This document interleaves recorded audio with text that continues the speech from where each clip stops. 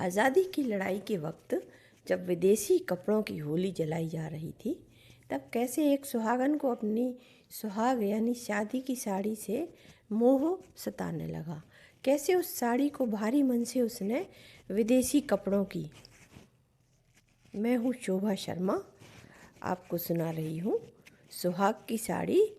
लेखक मुंशी प्रेमचंद, जो कलम के जादूगर माने जाते थे, उनकी कहानी। तो आइए शुरू करते हैं कहानी सुहाग की साड़ी। यह कहना भूल है कि दाम्पत्य सुख के लिए स्त्री पुरुष के स्वभाव में मेल होना आवश्यक है। श्रीमती गौरा और श्रीमान कुंवर रतन सिंह में कोई बात न मिलती थी। गौरा उदार थी, रतन सिंह कोड़ी कोड़ी को दांतों से पकड़ते थे। वह हंसमुख थी, रतन सिंह चिंताशील थे।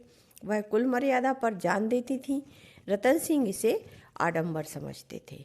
उनके सामाजिक व्यवहार और विचार में भी घोर अंतर था। यहाँ उदारता की बाजी रतन सिंह के हाथ थी।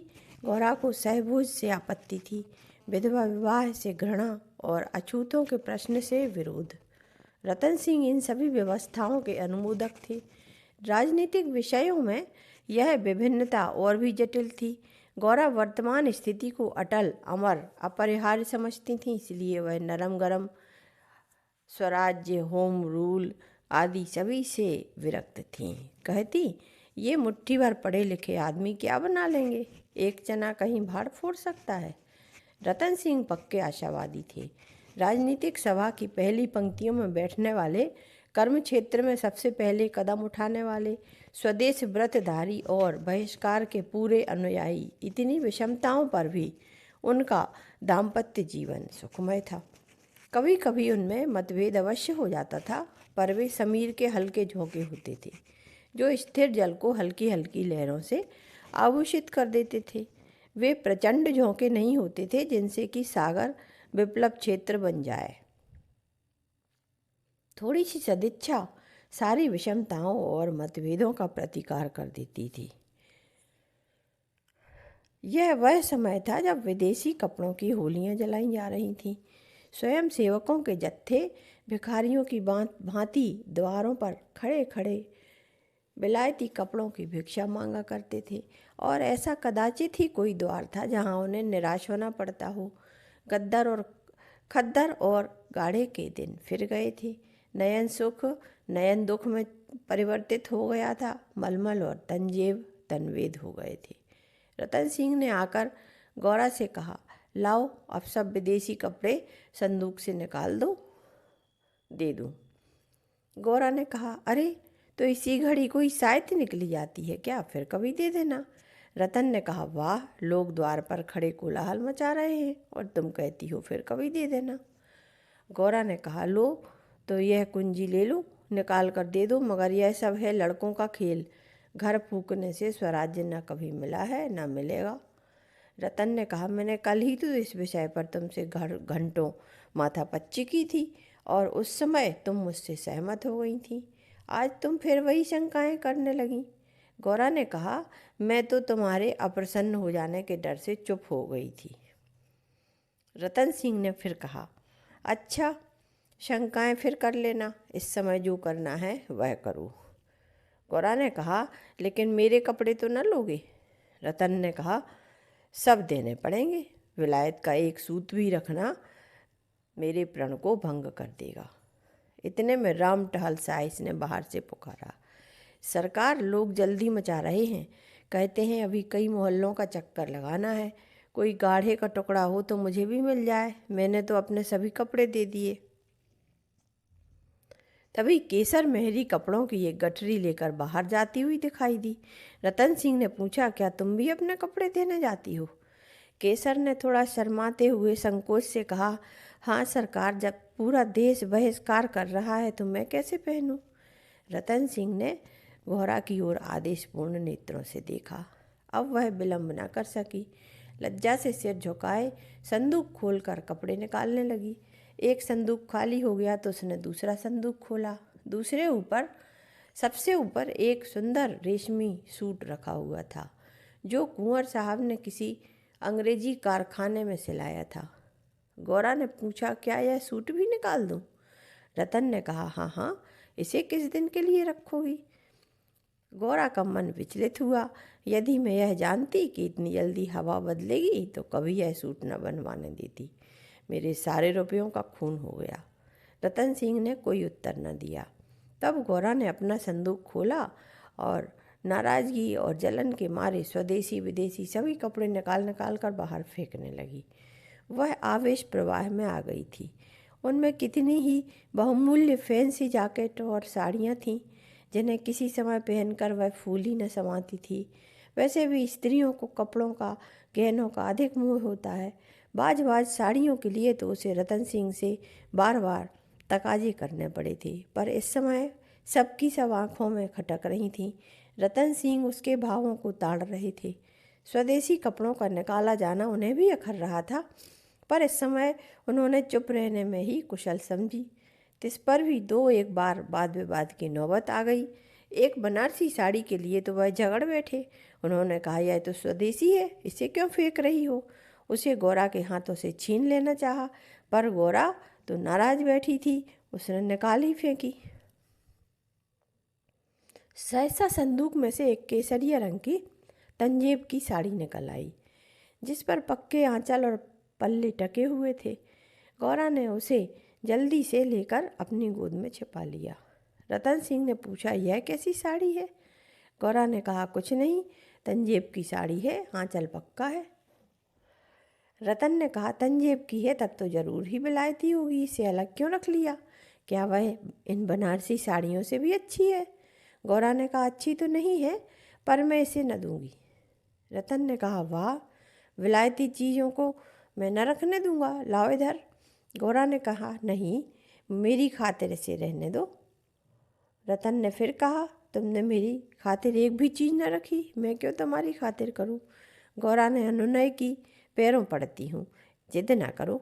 रतन ने कहा, स्वदेशी साड़ियों में से जो चाहो तुम रख लो, लेकिन इस विलायती चीज़ को मैं न रखने दूंगा। इसी कपड़े की बदौलत हम गुलाम बने, यह गुलामी का दाग मैं अब नहीं रख सकता, लाओ इधर।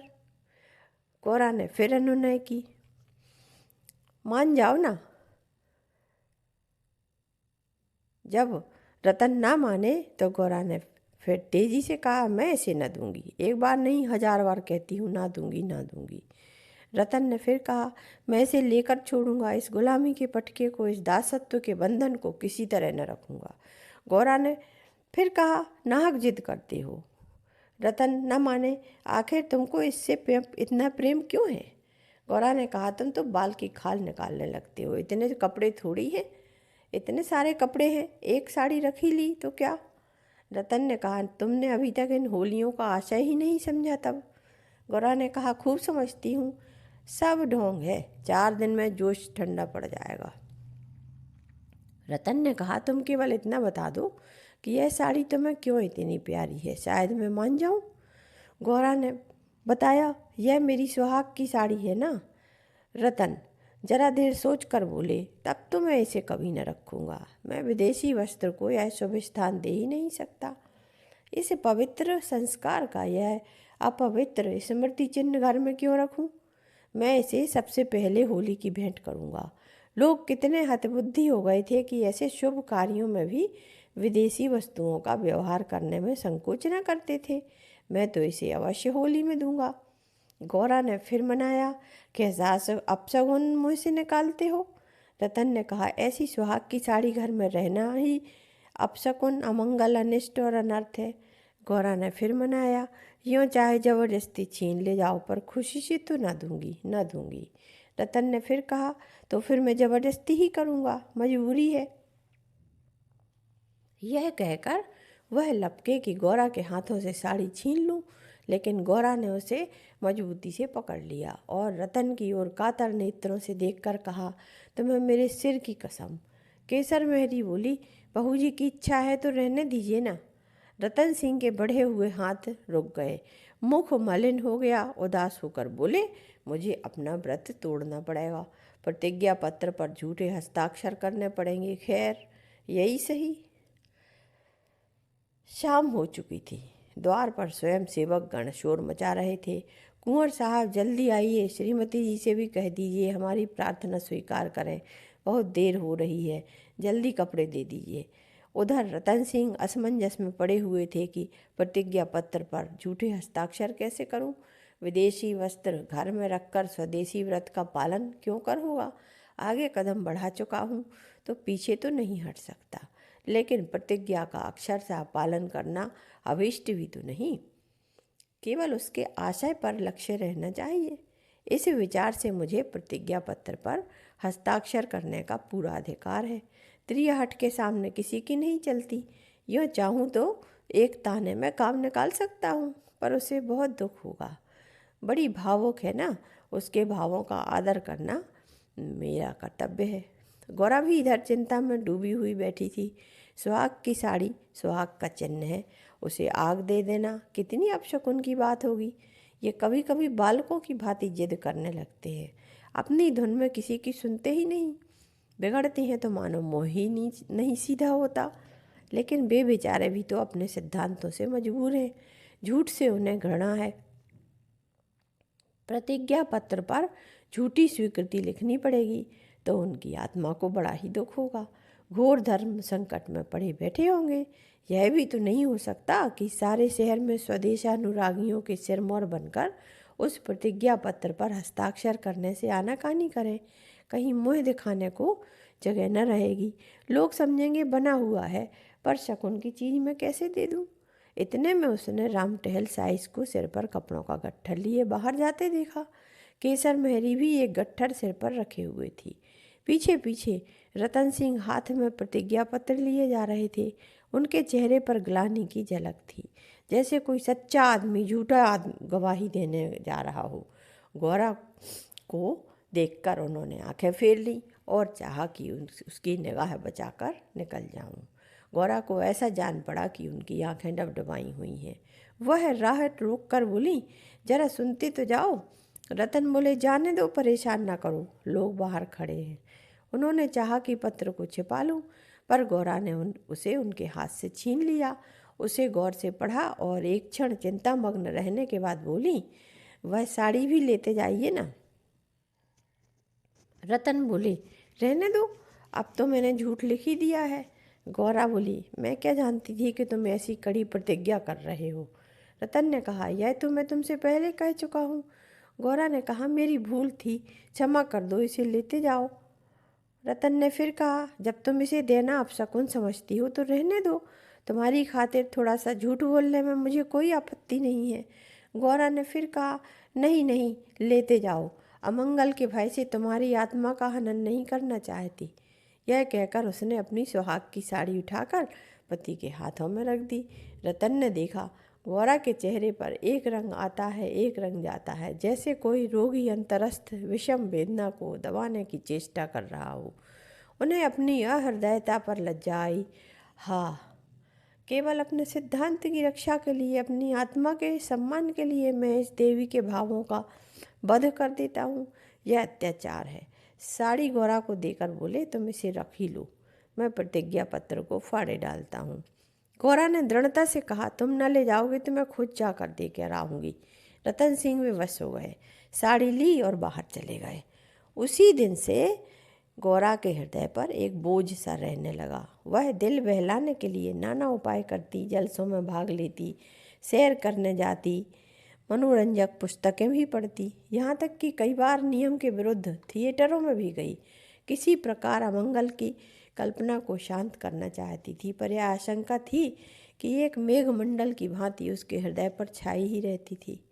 जब एक पूरा महीना गुजर गया और उसकी मानसिक वेदना दिनों दिन बढ़ती ही गई, तो कुंवर साहब ने भांप लिया और उसे कुछ दिनों के लिए अपने इलाके पर ले जाने का निश्चय किया। उसका मन उन्हें उनके आदर्श प्रेम का नित्य तिरस्कार किया करता था। वह अक्सर देहातों में प्रचार का काम करने जाया करते थे, पर अब अपने गांव से बाहर न जाते, या जाते तो संध्या तक जरूर लौट आते। उनकी एक दिन की देर उनका साधारण सिरदर्द और जुकाम गौरा को अव्यवस्थित कर देते थे। वह बहुधा बुरे स्वप्न देखा करती थी। किसी अनिष्ट के काल्पनिक अस्तित्व की छाया उसे अपने चारों ओर मंडराती हुई प्रतीत होती थी। वह तो देहात में पड़ी हुई आशंकाओं की कठपुतली बनी हुई थी। उधर उसकी सुहाग की साड़ी स्वदेश प्रेम की बेदी पर भस्म होकर रिद्धि प्रदायिनी भभूत बनी हुई थी। दूसरे महीने के अंत में रतन सिंह उसे लेकर घर लौट आए। गौरा को वापस आए हुए 3-4 दिन हो चुके थे, पर असबाब के संभालने और नियत स्थान पर रखने में वह इतनी व्यस्त रही कि घर से बाहर न निकल सकी। कारण यह था कि केसर मेहरी उसके जाने के दूसरे ही दिन छोड़कर चली गई थी, और तभी उतनी चतुर दूसरी मेहरी मिली न थी। कुंवर साहब का साइस राम टहल भी छोड़ गया था। बेचारे कोचवान को साइस का भी काम करना पड़ता था। संध्या का समय था। गौरा बरामदे में बैठी आकाश की ओर एकटक होकर ताक रही थी। चिंताग्रस्त प्राणियों का एकमात्र यही अवलंबन है। सहसा रतन सिंह ने आकर कहा, चलो आज तुम्हें स्वदेशी बाजार की सैर करा लावें। यह मेरा ही प्रस्ताव था, पर 4 दिन यहाँ आए हो गए, उधर जाने का अवकाश ही न मिला। गौरा ने कहा, मेरा तो जाने को जी नहीं चाहता, यहीं बैठकर कुछ बातें करो ना। रतन सिंह ने कहा, नहीं नहीं, चलो चल कर देख आवें, 1 घंटे में लौट आएंगे। अंत में गौरा किसी तरह राजी हो गई। इधर महीनों से वह बाहर न निकली थी। आज उसे चारों तरफ एक विचित्र शोभा दिखाई दी। बाजार कभी इतनी रौनक पर न था। वह स्वदेशी बाजार में पहुंची तो जुलाहों और कोरियों को अपनी अपनी दुकानें सजाए बैठे देखा। सहसा एक वृद्ध कोरी ने आकर रतन सिंह को सलाम किया। रतन सिंह चौंक कर बोले, राम टहल, तुम अब कहाँ हो? राम टहल का चेहरा श्री संपन्न था। उसके अंग अंग से आत्मसम्मान की आवाज़ झलक रही थी। आंखों में गौरव ज्योति थी। रतन सिंह को कभी अनुमान न हुआ था कि अस्तबल साफ करने वाला बुढ़ा राम टहल इतना सौम्य और इतना भद्र पुरुष है। वह बोला, सरकार, अब तो अपना कारोबार करता हूँ। जब से आपकी गुलामी छोड़ी तब से अपने काम में लग गया। आप लोगों की निगाह हम गरीबों पर हो गई, हमारा भी गुजर हो रहा है। नहीं तो आप जानते ही थे कि किस हालत में पड़ा हुआ था।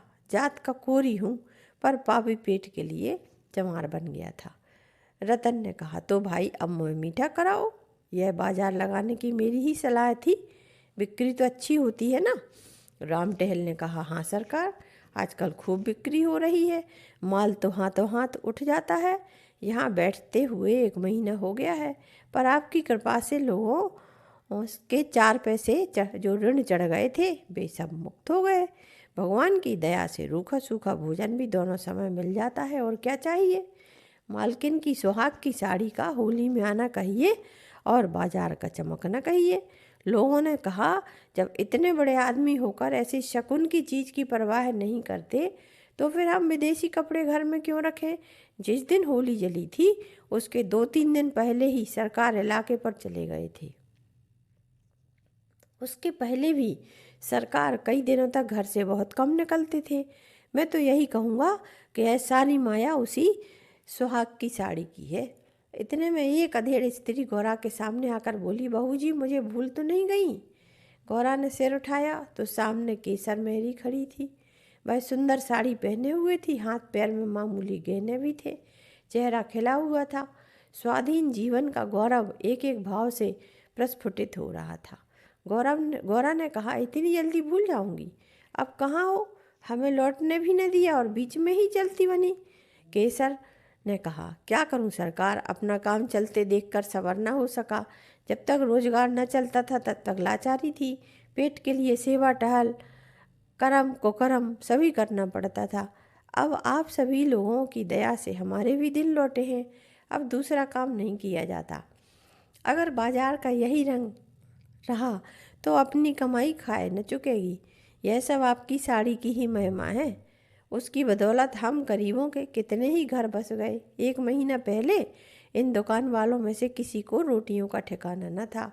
कोई साइसी करता था, कोई ताशे बजाता था, यहाँ तक कि कई आदमी तो मेहतर तक का काम करते थे। कितने ही भीख मांगते थे। अब सब अपने धंधे में लग गए हैं। सच पूछो तो तुम्हारी सुहाग की साड़ी ने हमें सुहागिन बना दिया, नहीं तो हम सुहागिन होते हुए भी विधवाएं थीं। सच कहती हूँ, सैकड़ों जवानों से नित्य यही दुआ निकलती है कि आपका सुहाग अमर रहे, जिसने हम सभी को सुहागदान दिया। रतन सिंह एक दुकान पर बैठकर कुछ कपड़े देखने लगे। गौरा का भावुक हृदय आनंद से पुलकित हो रहा था। उसकी सारी अमंगल कल्पनाएं स्वप्नवत विच्छिन्न होती जाती थीं। आंखें सजल हो गई थीं। सुहाग की देवी अश्रु सिंचित नेत्रों से उसके सामने खड़ी आंचल फैलाकर उसे आशीर्वाद दे रही थीं। उसने रतन सिंह को भक्तिपूर्ण आंखों से देखकर कहा, मेरे लिए भी एक साड़ी ले लो ना। जब गौरा यहाँ से चली तो सड़क की बिजलियाँ जल चुकी थीं। सड़कों पर खूब प्रकाश था। उसका हृदय भी आनंद के प्रकाश से जगमगा रहा था। ली हुई साड़ी मानो सुहाग की साड़ी बन चुकी थी। रतन सिंह ने पूछा, सीधे घर चलूं? गौरा ने कहा, नहीं, छावनी की तरफ होते हुए चलो। रतन ने कहा, बाजार खूब सजा हुआ था ना? गौरा ने कहा, यह जमीन लेकर एक स्थायी बाजार बनवा दो। स्वदेशी कपड़ों की दुकानें हों और किसी से किराया न लिया जाए। रतन बोले, बहुत खर्च पड़ेगा। गौरा ने कहा, तो मकान बेच दो, रुपए ही रुपए हो जाएंगे। रतन ने कहा, और कहाँ रहेंगे? पेड़ तले? गौरा ने कहा, नहीं, गांव वाले मकान में। रतन ने विचार किया, बोले, सोचूंगा। गौरा ने जरा देर में फिर कहा, इलाके भर में खूब कपास की खेती कराओ, जो कपास बोए उसकी बेगार माफ़ कर दो। रतन ने कहा, हाँ, तदबीर तो अच्छी है, दूनी उपज हो जाएगी। गौरा ने कुछ देर सोचने के बाद फिर कहा, लकड़ी बिना दाम दे दो तो कैसा रहे? जो चाहे चरखे बनवाए और चरखे बनवाने के लिए लकड़ी काट ले जाए। रतन ने कहा, फिर तो लूट मच जाएगी। गौरा ने कहा, नहीं, ऐसी बेईमानी कोई न करेगा, ये सब तो अपने ही हैं। जब उसने गाड़ी से उतरकर घर में कदम रखा तो उसका चित्त शुभ कल्पनाओं से प्रफुल्लित हो रहा था, मानो कोई बछड़ा खूंटे से छूटकर किलोलें कर रहा हो। गुलामी और आज़ादी में यही फ़र्क है। तो मित्रों, यह कहानी थी सुहाग की साड़ी। इसे लिखा था कलम के जादूगर मुंशी प्रेमचंद ने, और मैं हूँ शोभा शर्मा। मेरी चैनल को सब्सक्राइब अवश्य कीजिए, ताकि मैं ऐसी और भी कहानियाँ जो सर्वश्रेष्ठ साहित्य और कालजयी साहित्य में की श्रेणी में आती हैं, उनको सुनाती रहूं। तब तक के लिए विदा।